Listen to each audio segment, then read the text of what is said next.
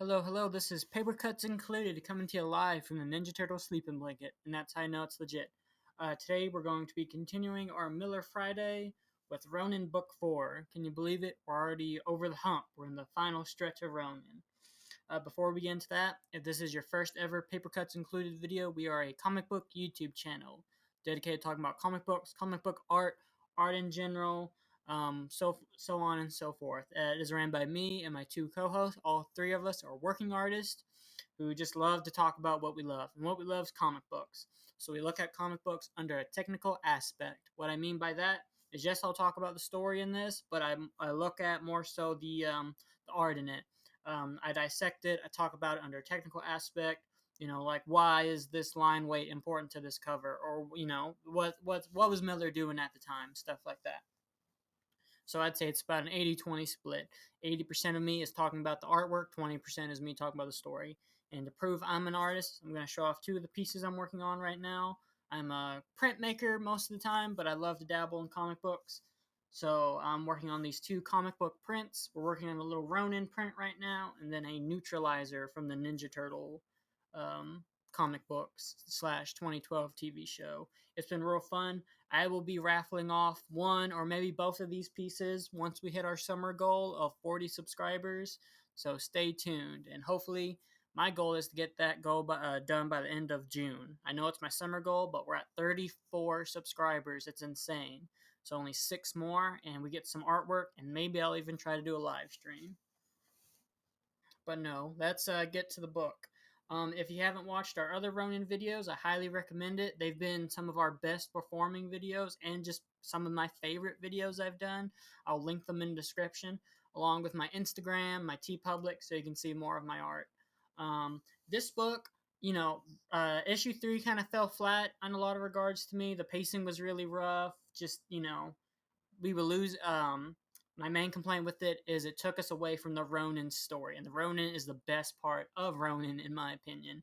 But this one, kind of got back to the point and was really good. It's an upward turn on the graph instead of a downward turn. It's going back up. So hopefully it finishes strong. And issue 3 is just that middle lull. So let's break her open. Before that, though, is the cover successful? I do this with every book we look at. And what I mean by that is, if you walk into a comic book store, would you pick this up without knowing? Because, hey, a cover is a great way to sell a book. You gotta sell books. You gotta keep the lights on, keep a cheeseburger in your belly, keep you with some new pens and pencils. So is the cover successful? It's very unique. Like, I feel like you're not gonna see a lot of books just look like this.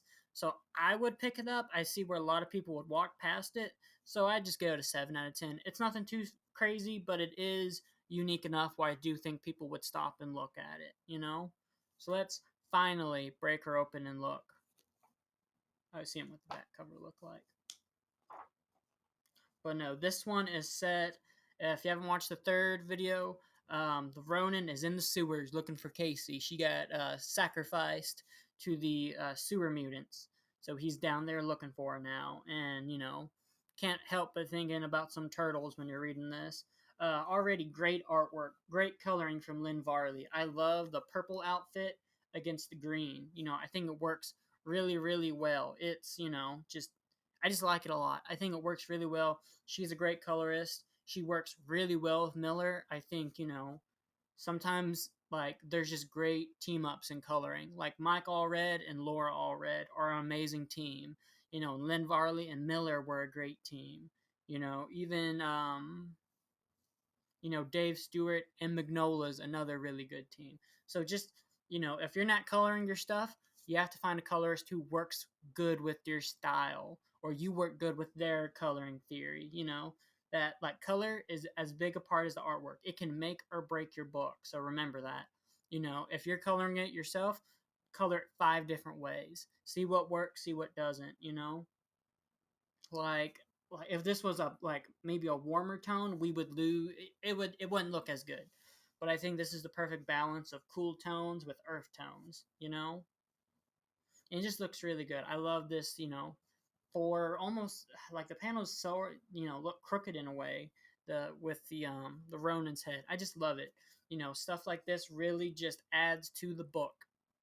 And that's something you should always experiment with is compositions. If this was just a solid one panel, I don't think it would be as iconic to me. But this is a great opening page, you know.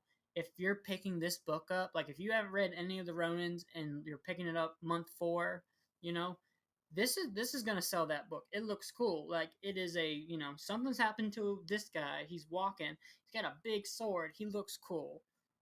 So I think it sells the book just from this page. I think it's probably the best first page in the first 4 issues. And that's something else you got to think about is how are your pages going to be seen, you know? Like you have to remember this is going to be your first page, so what does the flip look like? You know, what are we going to see? Well, we're seeing Casey in some interesting she ain't got no clothes on, but she ain't well, yeah, she ain't got no clothes on. And I really like this issue. I like the story. It picks up with her, you know, talking to her surviving officers. They fought with the Ronin last issue, and it didn't go so good. So she finds one of them, but the other one's kind of having a mental breakdown. And I think this is a really good a fluid dialogue too. It does kind of get a little stagnant at times, but I think what breaks it apart is the missing soldier with just a black square just talking. I think that really helps it. I think if it was just her with this guy, it wouldn't be as fluid. We would lose a lot of just it would get boring fast, which is kind of what happened in the last issue. There was a lot of talking heads. There was a lot of just, you know, poorly done colors, in my opinion. Not in this issue. I think this issue, you know, I call Ronin the boot camp that Miller and Varley had to take to get to Dark Knight, right?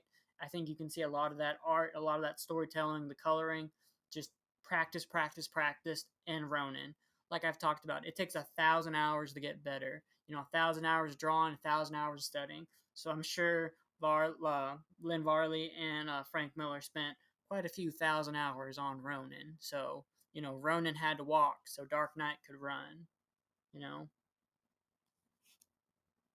Now we're getting back to the Aquarius Center. I'm sure these segments were the easiest things to draw from Miller and the easiest things for Lynn to color. It's just looking like a cancer or a mold, and you know, I can't really give a great interpretation other than that. Like it's fine, but I think this was their phone in pages. You know, they had to cut corners somewhere at some points. But no, we're getting to I really like the demon's look. This is the antagonist of the story. He is a shape-shifting demon who has taken control of this futuristic complex who at first was a peaceful complex meant to rebuild the planet, and now it's a military complex capable of producing weapons that could destroy the world. And I just love the demon's look in this. He looks to me like a Roman, you know, with that big old crown, you know, the big cape, the chalice. And I just think it works really well. I don't really know why, but it does, you know, like I feel like even in like worship when you study in high school, you study the you know the Romans and all that. And you know, this is like, you know, all the Dick Romans have that same, you know, crown, you know. And I think that's part of it. Miller was just playing up his high school literature classes. You know, he did 300 eventually, which is awesome. We'll need to check that out eventually. But we're cutting back to him and the head scientist beginning to argue, you know, during a sales presentation equivalently, and talking about how he as a scientist won't let it get to this, you know. And we establish he's a smart cookie because he's able to override all the systems and sneak in. So what's gonna happen? Well, he's just gonna get on his soapbox and ramble, you know, talk about how could you let this happen, you know? Don't you remember when me, you, and his wife is Casey, which maybe not for long. We'll get to that later. You know, we spent that weekend in the Hamptons. We talked about what we could create with this, you know, peaceful organization, which, you know, that's that's your cue, or that's where I picked up like, oh, is this a ploy? Is he trying to, you know, figure out why his best friend has changed so rapidly? Because in issue 1, the president of this company is a, you know, pretty much a hippie, you know. We will just create things to better the world, but now he's full on we're going to create weapons to destroy the world. So, and great artwork. I love, the color in this is so unique, and I feel like Miller loved it so much that he made Dave Gibbons do a similar color palette in his first volume of Martha Washington, which I've done an episode on that and might redo as one of our first ever videos, but we'll have to look at those more. But no, it's great. I love it. Lynn Varley, the issue before this, the colors gets a little lost, but I feel like in this one, it's it's toned down, and there's things in it to break it up, like how the demon's cape is purple and yellow, like the brown hair of Casey's husband. Like I think they added that to help with it. Maybe they noticed that issue the coloring was a little weird and it gets lost and congested, so they added this big old yellow cape to really help just break up the scene and get your viewer to see that. The audience will always find something to look at first. It's called a focal point. You have to have a focal point in art. So the yellow cape to me is always going to be the focal point. If you just take the speech away, take the literature away, just pictures, right? Your eyes are always going to go to the yellow cape because that's just it's the number one color. It's competing. It's not competing. It wins overall. Whereas all these other greens are competing. It works good because they compete in a good way where they come together. But the yellow and purple breaks that and it brings it to the center of attention. So, like I said, think about that when you're coloring your stuff or if someone's coloring your stuff. Do it 5 different ways. See what works, see what doesn't. And so at the end of their military demonstration, we get to see some really cool, just abstract, almost Star Wars speeder bike robot soldiers. Like when I was reading this, I was like, did they just rip off the Death Star laser, ignition scene? Like it, I'm down for it. These speeders kind of look like the speeders in Star Wars. What, this came out in 86? So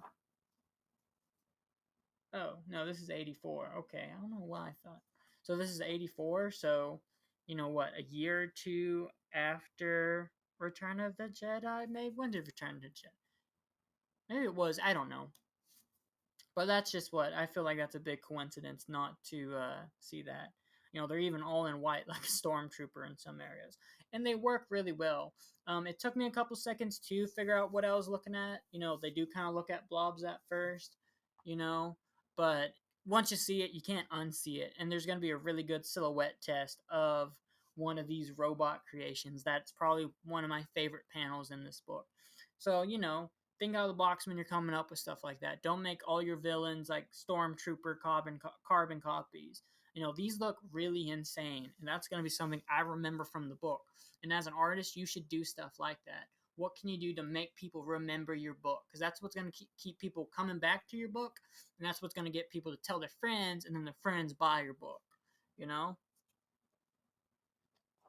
So now we go back to our Ronin story and some of probably one of the best pages. As Casey and them are talking to their missing comrade, and we get what's going down underneath. These ain't just sewer mutants; they're sewer cannibals. You know, we see them chomping on something. Uh, you know, I really like how they're just like, give us your hand, let us find you. And the missing officer's like, there you go with that hand business again. So, they don't outright tell us, but, they kind of play it up with the chomp chomp of the mutants. Like, what can they be eating? If he won't give them their hand, if this missing soldier won't give his comrades his hands, what's going on? I just love the coloring here. The purple's coming through in the shadows like an outline. It works so well, in my opinion, there. Even the silhouette, it just works. So think about stuff like that. You don't have to do full on, you know, characters. Do try to, black it out. When in doubt, black it out. That's a McFarlane that a lot of young artists do. I did it. But no, I really like the outline. I think if it was just a full figure like he was in, like it's perfect lighting because that's how it'd look. I think if you used improper lighting and just made him, fully lit, it would just look like a purple blob. Or I'm sure not McNullah Miller would have done some really good line weight onto it, but I do think it looks a lot better as that lighting. and the face looks so good. We can believe that this is a he's you know in front of fire, and it's not perfect lighting. It's changing at every second. It just works really well. Like I said, Farley really grows as a colorist from issue one to this issue. I think she grows a lot confident as a colorist. I even think Miller gets a lot confident in his solid line work. He's not relying solely on that like almost abstract lines, but these solid figures. Like if this was like the first issue, this face would be full of line work, but yet it's solid. And I think it works really, really well. Like this is one of my favorite pages in this book. So just think about stuff like that. Don't, just think about how you can draw a page or how you can draw a panel. Like I said, do it 5 different ways. And I'm probably going to beat that to a dead horse because that's something everyone should do. If you F up a page, don't, be like, this is the end of the world. I suck. Draw it 5 different ways. And I promise you, something's going to click. Maybe it takes 5 pages to make one page and you just, mix and match, collage it, but it will get there. I promise. But no, now we're getting some really good action scenes. The our Ronin's gonna fight with these mutants, and perfect, quick ascension. We're establishing our Ronins.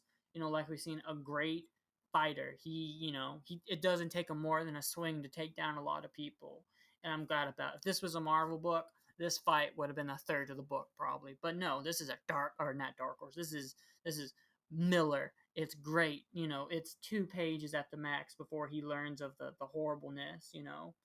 We do see that they've been eating his hand and his legs. Oh, both his hands and one of his legs, but he's still got his right leg left. You know, and he's worried that it's Casey. So we're getting that just that call to adventure. He's got to find her. There's some tension. These cannibals ain't just there to maybe reproduce with her. They're there to eat her. And just great little silhouette test. Like I want like this Miller just it just works really good. Like sometimes when you do a silhouette, it really f's up the artwork, but it works so good here. We know this is like how in America we would see as a samurai, or he's a Ronin, but most people are going to just call him a samurai for the whole book, I bet. you know but it works so good. Like the fluid it's fluid, it's nice, great poses, great scenes. Like these would just be great works of art by themselves. And I think that really plays into how good is a panel. Can you take it out and it's as good as you know, if you put 10 panels together, it's going to be a great page, or are they going to be congested? And is it opposite? If you take all 10 apart, are the panels just going to kind of fall flat? And I don't think any of them do. Granted, some of you are going to be like, that's just a black square, but it's done in a unique way. The gutters are not straight. They're ragged, they're crooked. And I think that adds to the book's character. This is a dystopian New York, and that adds to it. It's not pristine. It's not, are the Aquarius centers? Okay. It'd be cool if these gutters were straight because we can establish that it's pristine. But, that's just me. But no, I love how the gutters, which are what separates the panels, are that crooked, have differentiating line weight. I just think it adds a lot to it, and it's going to be probably one of the big things I remember from the book is the gutters. But no, we're just, you know, just more great super stuff. I'm going to talk about this book. At book 3 really kind of was a low note in this series, but book 4 really brought it back to me for a lot of it. You know, but Casey and them I just think it's great how they're done. As a Ronin's gonna just try to get closer and closer to getting back to Casey. And I love how he draws the mutants. It works really well, and it I wonder if it took so long, and that's why he didn't do it for like Dark Knight, because the mutants like a little different in that. But no, I just love like you could tell that these are sick people. They're not, there's a reason they live underground. They look like they're um they got pustules on them. They got size, and I think that adds a lot to it. They're monsters. They're mutants. Not teenage or ninjas, but just mutants. And a great just the Ron's getting overtook by the mutants with these amazing hands. How they're bumpy, like I said. They look sickly. They look mutated. They're pulling them under, and he's just trying to fight them off. Which this is a great show don't tell, and we'll talk about that in a couple of pages when we cut back to the Ronin, because this isn't the end of him in this book. It could have been a great little cliffhanger, you know, if these books were just if they weren't double like counts. These books are like 48 pages, so this probably would have been the ending of that first issue.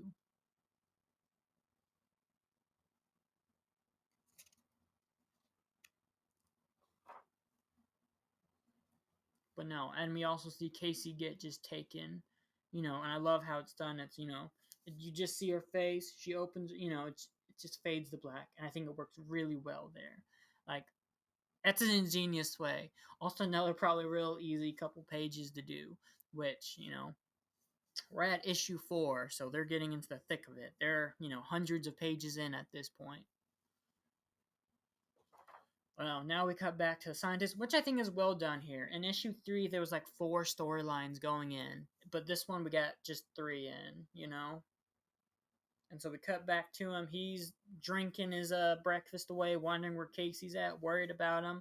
He's essentially under house arrest, and well, Virgo, the living computer, who runs the Aquarius complex, who's growing, tells him about the Ronin story. What pretty much sums up what's been happening since issue 1. You know, and he just flat out doesn't believe her, which his wife does. His wife's skeptical, but does. But he calls Virgo an idiot, which don't really serve him that well. And again, I think this is a really done, like a lot better done Aquarius Center than in the last issue. We're having this like bluer color. The bottles having a little bit different colors really helps break up the color theory, and you don't get lost in it like I felt like you did in the last issue. Even this red random pillar really just adds to it. The black smoke lines, the scotch color, his hair. I just think really helps break up the composition and makes it flow better and easier. But that's me. Some people be like, I don't really see it, but that's just me. Looking at this a second go around, because you don't notice this probably your first go around, but looking at it 2, 3, 4 times, you'll start to pick up things, which is what I'm starting to do. It's one of the reasons I really like doing stuff like this, is I get to realize, oh, this is what that happened, or oh, this happened, and I think it works really well. And like this is the page I'm talking about.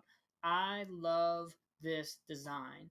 I think it works so good. It looks like the demon, which I just realized that. I think it works just super good. It's a great silhouette. It's unique. It's iconic for this book. You know, I just love it. It's also white, which is, absent of color. It's supposed to be pure. Nah, I shouldn't say that. I don't want to get, but like if we look at the color theory, you know,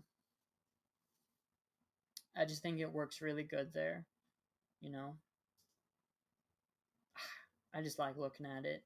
With the demon in his Roman outfit, looking at his soldier that looks just like him, and we'll see a panel that looks similar to this with this almost same pose. I just love it. So think about doing art like that. It's like abstract in a way, but not abstract. And I just love that character design. And it works really great. Like, I'm glad this isn't green. I'm glad it's white. If it was green, it probably wouldn't look as cool because, you wouldn't get to see all this cool line work and sharpness of it. But it just works great. You know, I don't know. I just like it a whole lot. But no, now we're gonna keep going forward. The keep going on with the story. I don't know. I'm just looking at this panel and keep being like, oh, it's so good, you know. But no, even his outfit, like a behind the view to see how he looks good. No, we cut to this random maintenance worker and him and the scientist. Well, the scientist wants him for a plan. They're gonna hurt good old Virgo to kind of play. They don't know he's a demon. They think he's an imposter. But like I said, look at that silhouette. To that, like, I just makes me realize that the robots are made after him and that the demon is corrupting Virgo, like we're gonna see in this book. And it works great. The comparison between, you know, like his shape-shifted form to the demon form. And this is probably my favorite panel of the demon when it shows the full body. I've complained that it doesn't look that good. Like it's just a giant muscular guy. It looks like the mutant leader from Dark Knight. But here it just looks different enough. Like it might just be the tone down of his colors, but I think it works really good here, That's what I think. I could. That's just my opinion. Or maybe it's the lack of a background adds to it too. We lose this futuristic maybe shower design for just a simple background. But I just think it really just adds to the character, and that's probably just one of my top three favorite demon appearances too. It just works really good. And he doesn't look just like a heavy brute. It does have some sort of elegance to it. You can see where the weight's shifting and all that, and that's a very art technical way. Is how is your character gonna portray his body weight? If he rests on one foot, where's the other foot gonna go? How's his stance is gonna be? And I think it works really good here. This like proud, prideful demon. I think it translates really good from his human form or his shape shifted form to his real form. I think it's just a great 1-2. You know. Now we're back to, the sewer, the best part of this book. Both storylines are great, which I couldn't say for the issue before, but here it's only two storylines, or I guess three, but it becomes two, and it's great. And we get to see some more, mutant looks. I think it just looks really good, and the lettering from Joe Costanza works really well here too. Just the harsh letters, like that looks like something a like 60s horror movie poster would have. And the coloring's just awesome here from Varley. The coloring of the mutant's head right there, I just love it. It works really well. They're not speaking English, they're speaking mutant talk, which I think is a really important part of it. If they were speaking English, I think we would lose a lot of the mutantness. And they're mutants. They've been living underground for years and years and years. You know, I just like it a whole lot. But no, I also that really good panel right there. Just the coloring. I can't get over that. This panel's coloring. Just those blues to these earthy tones. It just works really well.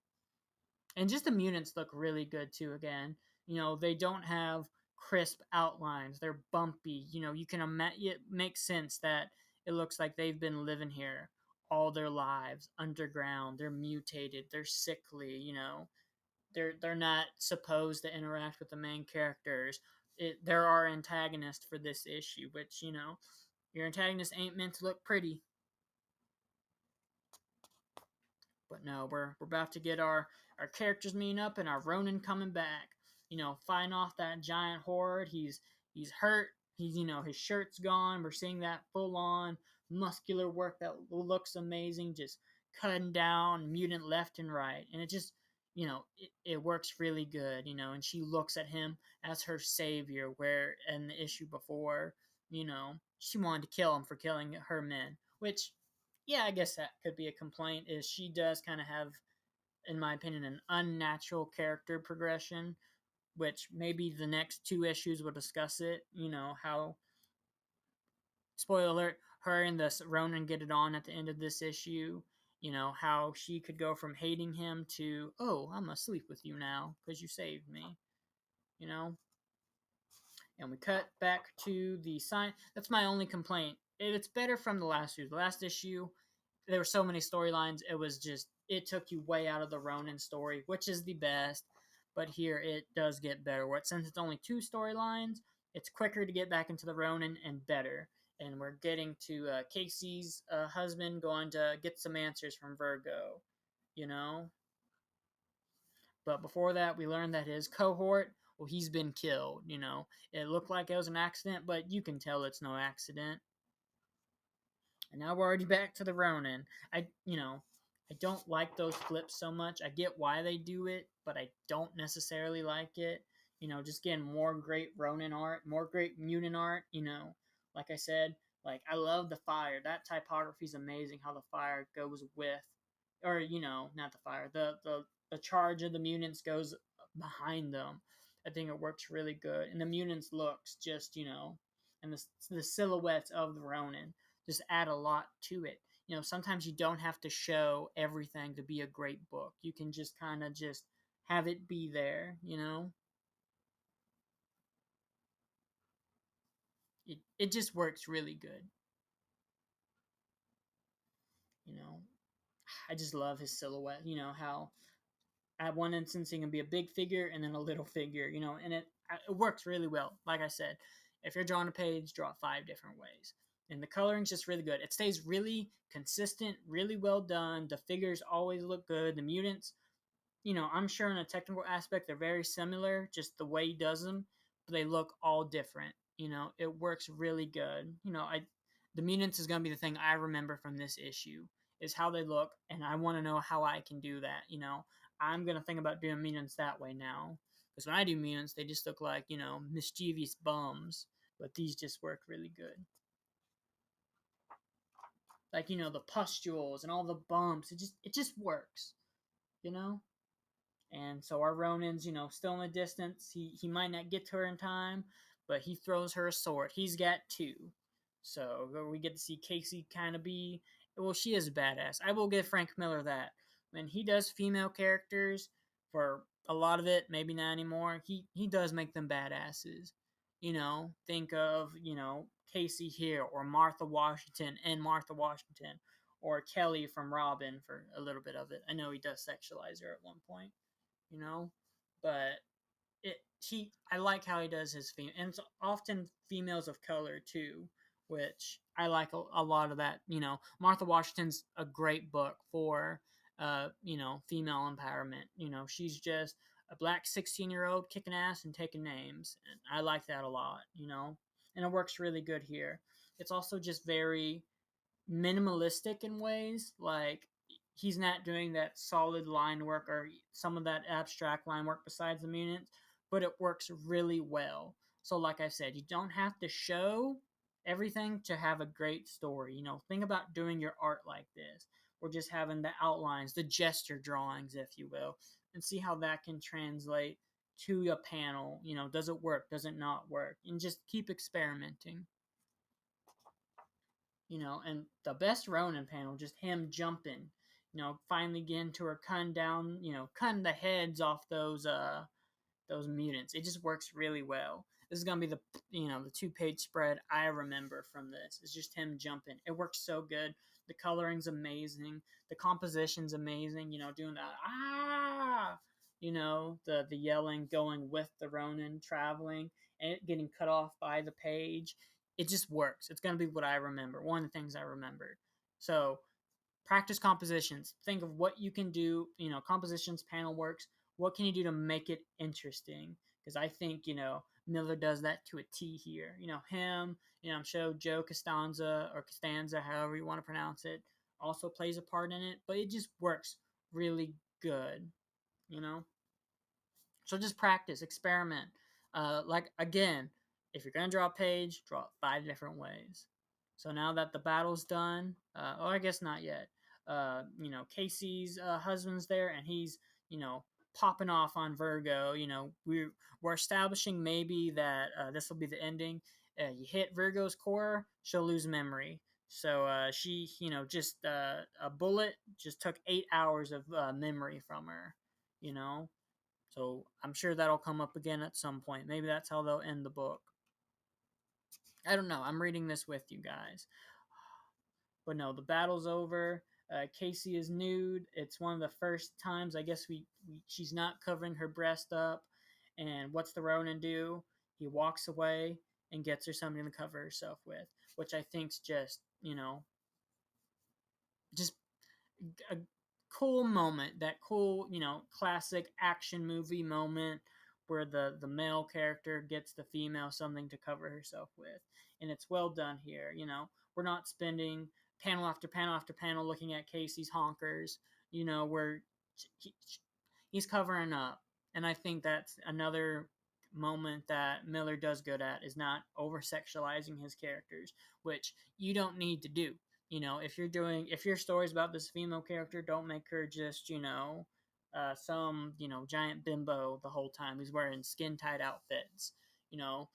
Like I said, look at Martha Washington. She's a great female character who's never sexualized or overly sexualized.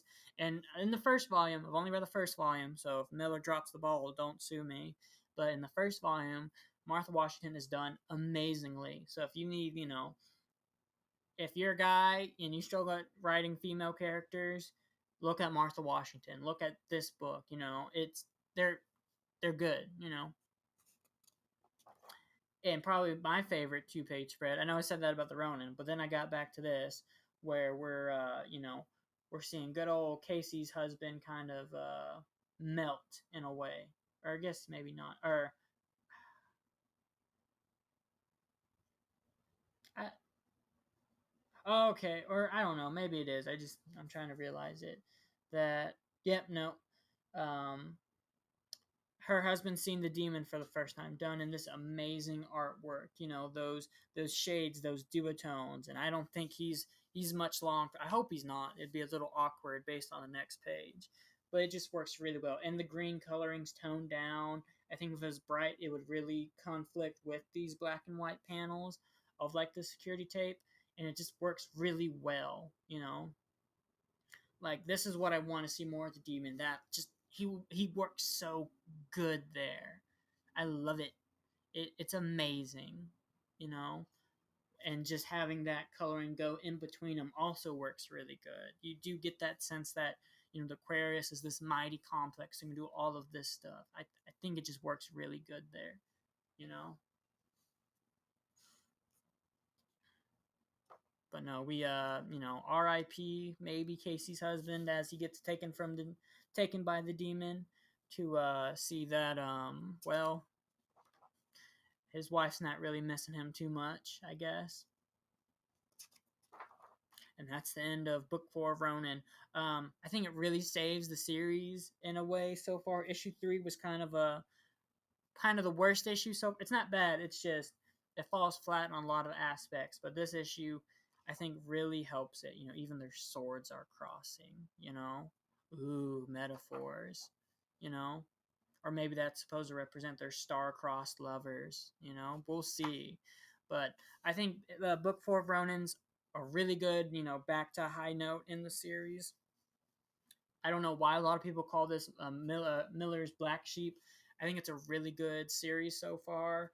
Hopefully, issue 5 and 6, just go on a good series. Hopefully, the book ends on a good note. I think you should look at it for some great color theory ideas. Look at it for some great line work ideas, great compositional works, panel work, gutter work. It's got a lot of things you could just look at and learn a lot from. So there's my 2 cents so far on Ronin. It's also just a really interesting story. If you like cyberpunk, read Ronin. If you like, just sci-fi, read Cyberpunk. It's just a good, solid book. And also, so it's fun to read, and it's only 6 issues. So, it feels wild. We only got 2 more now, but this has been it's going to be a 6-week journey, and we only got 2 more weeks to go on it. But no, if you've made it to the end of this video, thank you. It means a lot. If you found something you liked, like, comment, subscribe. That also helps us a lot. We are, I don't know how many episodes we're up to, probably almost 50 at this point. We're only 6 away from our summer goal of 40 subscribers, so that's awesome.